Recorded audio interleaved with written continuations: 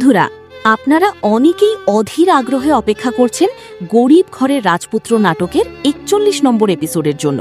প্রতিদিন হাজার হাজার মানুষ সার্চ করছেন ৪১ নম্বর এপিসোড কবে আসবে, আর সেই কারণেই আজকের এই ভিডিও। বর্তমানে গরিব ঘরের রাজপুত্র বাংলাদেশের সবচেয়ে জনপ্রিয় ও ট্রেন্ডিং নাটকগুলোর একটি।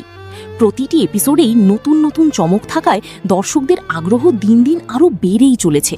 তাই ৪১ নম্বর এপিসোড নিয়েও সবার উত্তেজনা তুঙ্গে। সবাই অপেক্ষা করছেন এবার গল্প কোন দিকে মোড় নেবে এবং নতুন পর্বে কি কি ঘটনা দেখা যাবে।